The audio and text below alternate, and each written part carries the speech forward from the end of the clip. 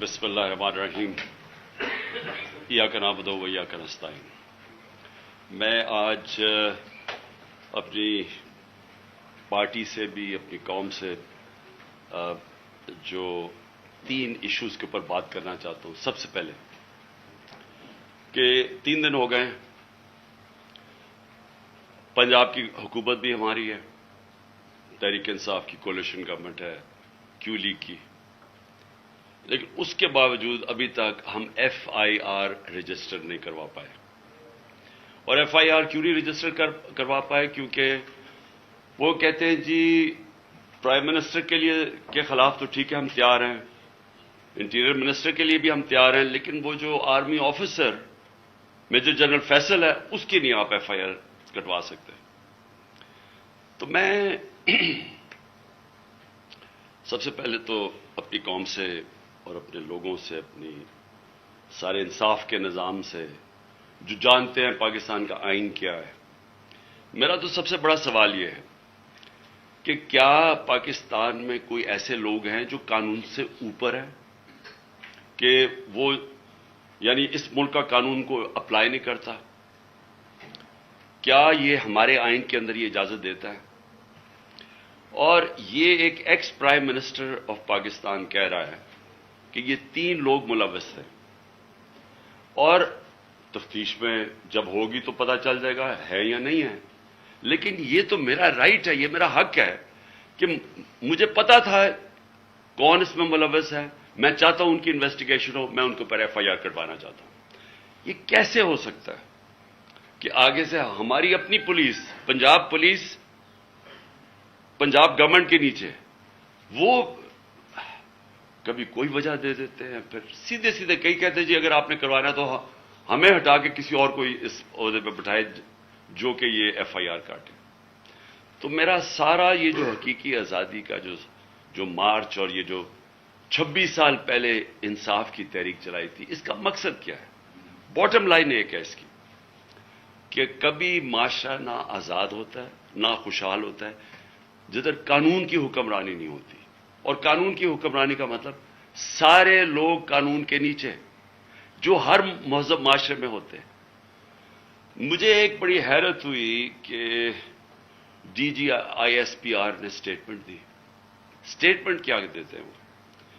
کہ کیونکہ عمران خان نے ایک فوج کے ایک فرد کے اوپر، ایک آفیسر کے اوپر الزام لگایا، ساری فوج بدنام ہو رہی ہے۔ یعنی یہ مجھے ذرا حیرت ہے کہ کیا اس کے اوپر DG صاحب آپ نے کوئی توجہ دی؟ آپ کیا کہہ رہے ہیں؟ اس کا مطلب یہ کہ میں اگر ایک جج کے اوپر کہوں کہ یہ جج 2 نمبر ہے، اس کا مطلب ساری جوڈیشری 2 نمبر ہے۔ اگر وہ کوئی کہے کہ PTI کے اندر ایک کوئی کرپٹ آدمی ہے تو میں کہوں تم نے ساری PTI کو کرپٹ کہہ دیا۔ یہ اس میں کوئی لاجک ہے؟ آپ کے کورٹ مارشل کیوں ہوتا ہے؟ کیونکہ کوئی غلطی کرتا ہے آفیسر تو کورٹ مارشل ہے۔ تو میں جب یہ کہہ رہا ہوں کہ مجھے یقین ہے کہ ان تینوں لوگوں نے اس پہ پوری سازش کے تحت یہ کیا، تو یہ میرا رائٹ ہے۔ اور میں کوئی ایک عام شہری بھی سے اس لیے فرق ہوں کیونکہ میں سب سے بڑی پولیٹیکل پارٹی کا سربراہ ہوں، میں ایکس پرائم منسٹر ہوں، اور میں اگر یہ FIR کے اندر یہ اس کا نام نہیں لکھوا سکتا تو میں آپ سوال پوچھتا ہوں کہ باقی قوم کا کیا کرتی ہوگی؟ عام آدمی اس ملک میں کیا کرتا ہوگا؟ مجھے یہ بتائیں کہ یہ تو میں جو میری جو 26 سال پہلے تحریک انصاف فارم کی تھی، وہ پھر ثابت ہو گیا کہ یہاں تو صرف طاقتور جو ہے وہ قانون سے اوپر اور وہ سارا کچھ ہے، عام آدمی کو انصاف نہیں ملتا یہاں۔ اور جب تک عام آدمی کو انصاف نہیں ملتا وہ آزاد نہیں ہوتا۔ تو وہ قوم جس میں انصاف نہیں وہ غلام رہتی ہے، اور غلام قوموں اوپر پرواز نہیں کر سکتی۔ میں جتنی بھی دنیا کی ڈیموکریسیز میں دیکھوں، یہ تاثر کوئی سوچ بھی نہیں سکتا اس طرح۔ پہلا میرا یہ پوائنٹ ہے۔ دوسرا میرا پوائنٹ یہ ہے کہ جب یہ ابھی شہباز شریف نے بات کی جوڈیشل کمیشن کی، تو میں ویلکم کرتا ہوں کہ جوڈیشل کمیشن بنائے، لیکن میرا پہلا پوائنٹ یہ ہے کہ جوڈیشل کمیشن کیا کرے گی؟ جب جو 3 لوگوں کے میں نے نام لیے ہیں، ان 3 کے نیچے ساری وہ ایجنسیز ہیں جن نے انویسٹیگیٹ کر رہی ہیں.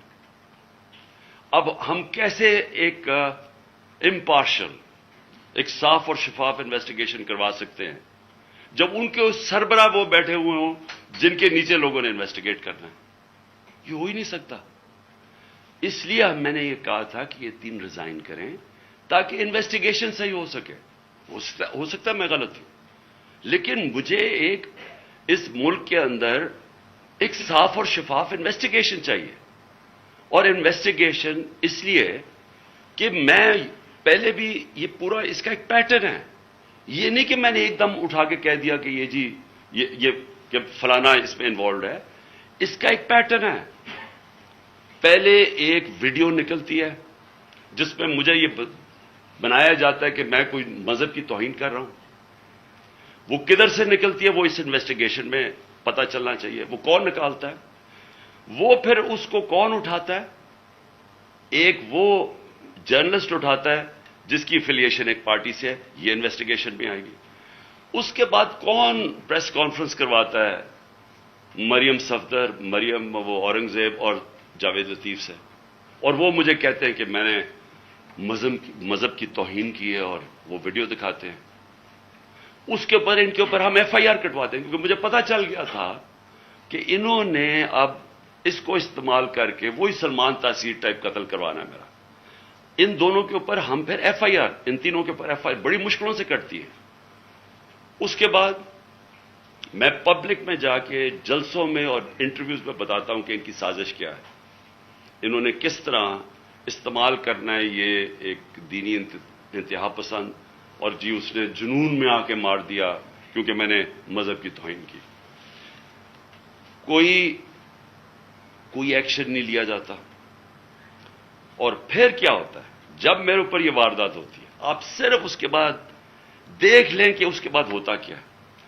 کون سے لوگ تھے جو امیڈیٹلی ریئیکٹ کرتے ہیں؟ ابھی ایف آئی آر ہی نہیں کٹی، ابھی شروع ہی ہوئی ہے بات. ابھی اور ایک دم سٹیٹمنٹس آنی شروع ہو جاتی ہیں کہ جی عمران نے کسی مذہب کی توہین کی ہے. میرے سامنے یہ سارے ہیں. یہ ذرا دیکھیں وہ لوگ جو کہ ہمارے یعنی دوسری پارٹی سے افیلیشنز ہیں، وہ ایک دم ان کی ٹویٹس آنی شروع ہو جاتی ہیں. یعنی ابھی کوئی انویسٹیگیشن نہیں ہوتا اور وہ سارے یہی کہتے ہیں کہ ایک انتہا پسند نے کیا ہے. 6:01 پہ ایک ٹویٹ آتی ہے. وہ جس نے سب سے پہلے میرے اوپر یہ ساری کیمپین شروع کرتا ہے مذہب کی توہین، وقار ستی، وہ 6:02 پہ اس کی مرتضی سلنگی کی 2 منٹ پہ ٹویٹ آتی ہے. حامد میر کی 6:03 پہ آتی ہے. جیو نیوز کی 6:04 پہ آتی ہے. سما 6 بجے اس کی بھی 6:04. اس کے بعد یہ ہوتا کیسے ہے؟ وہ لوگ جو ایک دم ریئیکٹ کرتے ہیں جو کہ ایک اسکرپٹ کے اوپر چل رہے ہیں. نہیں، اس کے علاوہ کیا ہوتا ہے؟ وہ کیسے ہوتا ہے کہ گورنمنٹ ہماری، پولیس ہماری، لیکن اس کا انٹرویو کروا کے اور وہ لیک کیا جاتا ہے. وہ جو بندوق چلانے والا ہے، ایک دم اس کا انٹرویو لیک کیا جاتا ہے. کون؟ پولیس. ہم پولیس سے پوچھتے ہیں، وہ کہتے ہیں جی ہم کیا کریں، ہمیں پیچھے سے پریشر تھا. آئی جی آئی جی سے پوچھا جی آپ بتائیے کیسے یہ لیک ہوئی؟ وہ کہتا ہے جی ہیک ہو گئی. ایک کے بعد دوسرا جھوٹ بولا جاتا ہے. کون لوگ یہ انٹرسٹڈ تھے ایک دم اس کو بند کروانے؟ وہ جیسی انویسٹیگیشن ہوگی تو پہلے تو پتا چلے گا کہ بلڈ اپ کس نے کیا اور پھر کس نے کور اپ کرنے کی کوشش کی. تو جب آپ یہ ہمیں کہتے ہیں کہ جوڈیشل کمیشن، میں کہتا ہوں اس سے بہتر چیز ہی نہیں. لیکن جوڈیشل کمیشن جو سب سے پہلے کام ان کو کرنا چاہیے کہ جو لوگ ایکیوزڈ ہیں اس کے اندر، وہ کیسے ان پوزیشنز پہ بیٹھیں گے جدھر انڈیپینڈنٹ انویسٹیگیشن ہوگی. نمبر 2، میں یہ چاہتا ہوں کہ جوڈیشل کمیشن انکوائر کرے ارشد شریف کے اوپر، کیونکہ ہمیں پتہ ہے ارشد شریف کو کس سے خطرہ تھا. ارشد شریف کی والدہ کو پتا ہے کہ کس سے ارشد شریف کو خطرہ ہے، اس کے اور صحافیوں کو پتا ہے کیوں وہ ملک مجبور ہوا چھوڑنے پہ، کیوں وہ دبئی سے آگے جانے پہ مجبور ہوا۔ اس نے بڑے لوگوں کو بتائی ہوئی ہیں چیزیں کہ کون لوگ ملوث تھے۔ اس کے اوپر بھی جو سپریم کورٹ کے اندر جو کمیشن بنائی جائے، اس کی پوری انویسٹیگیشن۔ تیسری جو سائفر ہے، اب یہ کنٹروورسی چلتی جا رہی ہے۔ آ کے D G I S P R نے کہا جی یہاں تو کوئی سائفر کا تو ڈرامہ تھا۔ اگر ڈرامہ تھا تو سائفر کی انویسٹیگیشن کیوں نہیں کروا رہے؟ ہم تو گورنمنٹ میں نہیں تھے، ہم نے تو آرڈر کر دی تھی کمیشن فوری طور پہ انویسٹیگیشن کرے۔ ہم نے تو اسپیکر نے بھجوا دی تھی چیف جسٹس کے پاس انویسٹیگیٹ کریں۔ تو اب سوال یہ ہے کہ کیوں نہیں کسی نے انویسٹیگیشن کروائی؟ کیوں ڈرے ہوئے انویسٹیگیشن سے؟ کیونکہ آپ جو ساری بات بار بار کہتے ہیں کہ جی ہر قسم کی آتی ہے کہ جی یہ تو آتے رہتے ہیں ایسے سائفر۔ میں ایک ملک دنیا میں نہیں جانتا جدھر اس طرح کے کوئی سائفر آئی جی ایمبیسڈر کو پرائم منسٹر کو ہٹا دو۔ تو کیوں نہیں اس کے اوپر آگے بات نہیں؟ جب نیشنل سیکیورٹی کاؤنسل کہہ رہی ہے کہ مداخلت ہوئی ہے اور ڈیمارش کر رہی ہے، تو آئی ایس پی آر کیوں کہہ رہا ہے کہ جی یہ تو کوئی ڈرامہ ہوا ہے؟ تو چیف جسٹس صاحب یہ بڑا سیریس چیز ہے، اس کے اوپر آپ کے پاس سائفر آیا ہوا ہے۔ یہ ملک کے اندر ہو سکتا ہے کہ یہ نہ سازش ہو جو یہ کہتے ہیں، لیکن جب تک آپ انویسٹیگیشن نہیں کریں گے پتہ کیسے چلے گا کہ مداخلت تھی یا سازش تھی؟ اور چوتھی جو میں سمجھتا ہوں کہ اس ملک کی تاریخ کی سب سے شرمناک چیز ہوئی ہے، اس کے اوپر چیف جسٹس صاحب اور یہ جوڈیشل کمیشن بیٹھ کے ضرور انکوائری کریں۔ پہلے اعظم خان سواتی کو جس طرح انہوں نے پوتے اور پوتیوں کے سامنے مارا، اس نے ہر فورم پہ یہ بولا ہے کہ اس کو پہلے آ کے پکڑ کے مارا صبح کے 3 بجے، پھر اس کو ایجنسیز کے، اور اس نے نام لیا ہے اس کا، یہ dirty Harry major general Faisal, اس کا نام لیا ہے کہ اس نے اور اس کے بعد آئی ایس آئی کو ہینڈل کیا جو اس کے نیچے تھی، اور اس کو ننگا کر کے مارا، اور ننگا کر کے مار کے اس کو کہہ رہے تھے کہ یہ بتاؤ یہ عمران خان سے بھی یہ ہوگا، اور جب اس کو تکلیف ہو رہی تھی وہ ہنس رہے تھے۔ ایک یہ شرمناک ہے کہ پاکستان کے سینیٹر کو اس نے تنقید کر دی۔ ساری دنیا میں جو پاکستان ایک بنانا ریپبلک کی طرح ایک کمپیئر ہوتا ہے کہ کس طرح کا ملک ہے کہ ایک سینیٹر کو ایک تنقید کے اوپر کیا، باہر تو کوئی نہیں انڈرسٹینڈ کرتا ہے۔ لیکن جو اس سے بھی شرمناک چیز ہے، جو ساری پاکستانی قوم ہل گئی ہے، وہ ہے جو انہوں نے ویڈیو بھیجی ہے اعظم سواتی کی بیوی کو۔ میں سمجھتا ہوں کہ چیف جسٹس صاحب اس کے اوپر پوری تحقیقات کریں۔ وہی لوگ جو کہ وہ یوزول سسپیکٹس جو کور اپ کرنے کے لیے اب یہ میرا بھی یہ اسیسینیشن اٹیمپٹ کور اپ کر رہے ہیں اور اب بھی کر رہے ہیں، وہ کہہ رہے ہیں کہ جی وہ کوئی جعلی ویڈیو ہے، جی وہ کوئی فیک ویڈیو ہے۔ اعظم سواتی کے پاس اوریجنل وہ آئی ہوئی ہے، جدھر سے وہ بھیجی گئی ہے، جس نمبر سے بھیجی گئی ہے، ان کے پاس وہ پوری وہ ویڈیو ہے جس کے اندر وہ دکھایا جا رہا ہے، اور وہ فیک نہیں ہے۔ اور اعظم سواتی نے مجھے رات کال کر کے کہا کہ وہ سپریم کورٹ کے باہر وہ وہاں بیٹھ کے احتجاج کریں گے، دھرنا دیں گے، وہ ڈیمانڈ کریں گے کہ سپریم کورٹ ان کو جسٹس دے۔ سپریم کورٹ کی لاجز جوڈیشل لاجز تھی کوئٹہ کے اندر جدھر یہ ویڈیو بنائی گئی ہے۔ یہ ساری قوم آج سپریم کورٹ کی طرف دیکھ رہی ہے۔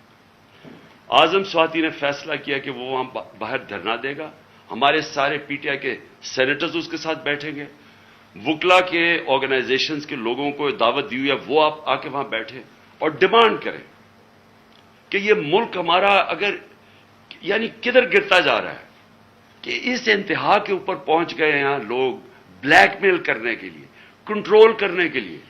یہ اس طرح ہے کہ جس طرح کوئی لائن سے ہٹے گا تو اس کو بلیک میل کرنے کے لیے کوئی نہ کوئی چیز سامنے کر دے گی۔ اس انتہا پہ بھی کوئی نہیں سوچتا تھا وہ گر جائیں گے کہ میاں بیوی کی ویڈیو بنا کے انہوں نے اس کی بیوی کو بھیج دی. میں سمجھتا ہوں کہ یہ ایک ہر ملک کی تاریخ میں ایک ڈیفائننگ مومنٹ آ جاتا ہے. یہ وہ مومنٹ آ گیا پاکستان میں.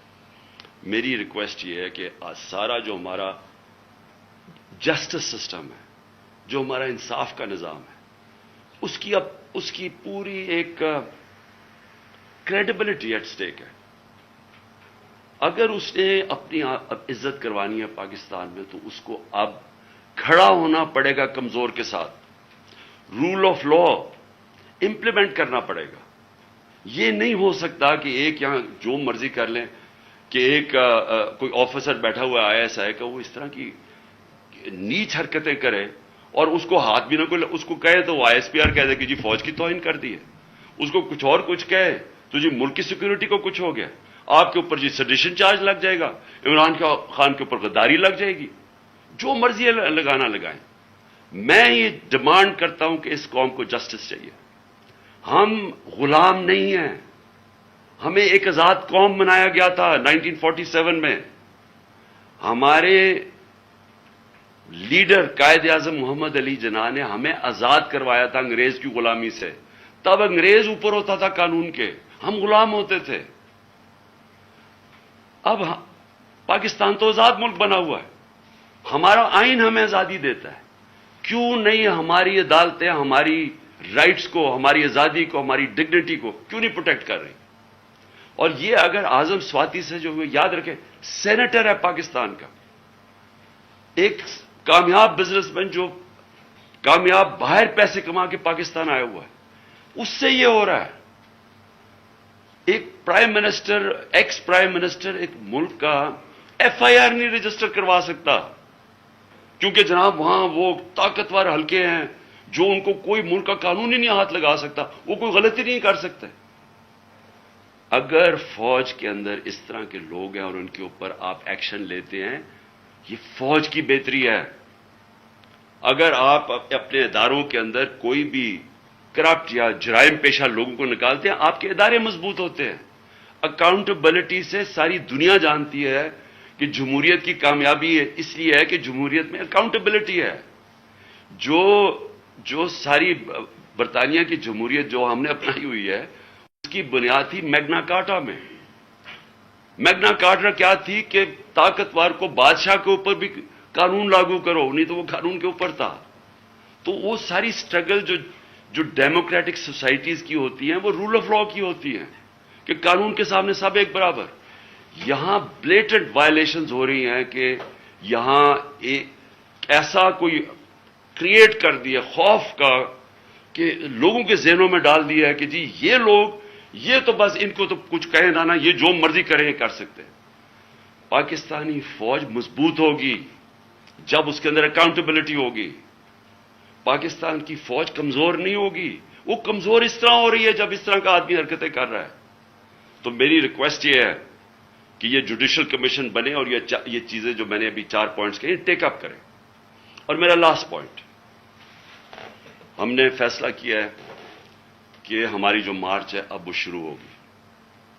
منگل سے وہی وزیر آباد جدھر مجھے یہ گولیاں لگی تھیں اور ہمارے 11 اور لوگوں کو گولیاں لگی تھی اور جدھر معظم شہید ہوا تھا, ادھر سے ہی ہماری مارچ شروع ہوگی.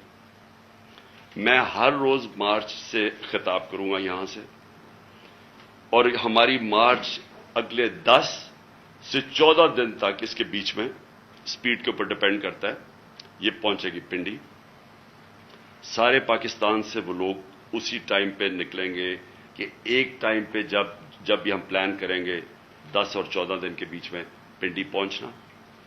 میں پنڈی خود ہوں گا اور ادھر سے سارے پاکستان کی جو لوگ جمع ہوں گے اس مارچ کو پھر میں لیڈ کروں گا. اور میں یہ اپنی ساری قوم کو آج کہنا چاہتا ہوں کہ آپ ساروں نے ایک چیز سمجھ لینی ہے کہ اگر ہم یہ خوف کے اندر آ کے, اور ہم نے یہ جو میں بار بار کہتا ہوں کہ لا الہ الا اللہ, کوئی نہیں ہے خدا سوائے اللہ کے, یہ ہمیں آزاد کرتا ہے, یہ ہمارا کلمہ ہمیں آزاد کرتا ہے. آپ جس وقت کسی سے ڈر کے اپنی آزادی کمپرومائز کریں گے, اپنے ضمیر کا سودا کریں گے، میری نظر میں وہ شرک ہے۔ یہ ساری قوم کے لیے آپ کہ ہمیں اب اس وقت سب کو یہ اپنا خوف ہٹانا چاہیے اور بتانا چاہیے کہ ہم انسان ہیں، ہم بھیڑ بکریاں نہیں ہیں۔ ہم یہ قوم پاکستان ایک بڑی خواب کا نام ہے، اور ہم یہ اس طرح کی جو حرکتیں ہو رہی ہیں پاکستان میں، اور جس نے ہمارے ملک کا سارا پوٹینشل ختم کر دیا ہے کہ ہم آج بیکاریوں کی طرح دنیا میں پھر رہے ہیں، اس کی یہ وجہ نہیں ہے کہ یہاں وسائل نہیں ہیں، اس کی وجہ یہ ہے کہ یہاں انصاف ہی نہیں ہے، اس کی وجہ یہ ہے کہ یہاں رول آف لا نہیں ہے۔ اور اس لیے یہ وقت ہے حقیقی آزادی لینے کے لیے۔ آپ میرے ساتھ سب آئیں، سارے پہنچیں۔ جب میں انشاءاللہ پنڈی سے شروع کروں گا، اپنی پارٹی کو جوائن کروں گا، جب یہ سب ہماری جی ٹی روڈ سے شاہ محمود قریشی لے کے آ رہے ہوں گے، اور پھر باقی ہمارے لیڈرز پرویز خٹک کے پی سے، اور سارے ہمارے لیڈرز ایک پورا انسانوں کا سمندر لے کے آ رہے ہوں گے پنڈی، اور پنڈی سے انشاءاللہ میں لیڈ کروں گا، اور اس کے بعد ہم آگے جائیں گے۔ تو میں اپنی قوم کو آخر میں کہنا چاہتا ہوں کہ لا الہ الا اللہ، کوئی نہیں ہے خدا سوائے اللہ کے۔ اس کا فیصلہ ہوتا ہے جب وہ اوپر لے کے جانا ہوتا ہے اس نے، کوئی آپ کو اس سے پہلے نہ اوپر لے جا سکتا ہے۔ اس کا جب فیصلہ ہو جاتا ہے نہ ایک منٹ آگے نہ پیچھے ہوتا ہے۔ یہ جب آپ کا ایمان ہو جاتا ہے آپ آزاد ہو جاتے ہیں۔ اس لیے یہ خوف کو ختم کریں کہ ڈرا کے دھمکا کہ ہم یہ کر دیں گے وہ کر دیں گے، اور ساری قوم کو اس طرح بھیڑ بکریوں کی طرح رکھنا، یہ کوئی زندگی نہیں ہے۔ میں بار بار کہہ رہا ہوں کہ میرے لیے غلامی کی زندگی سے بہتر موت ہے، اور میں یہ چاہتا ہوں کہ جب ہم سب میں یہ اسپرٹ آ جائے، یہ پھر ایک قوم وہ بنے گی جو اب تک نہیں بن سکی۔ پاکستان زندہ باد۔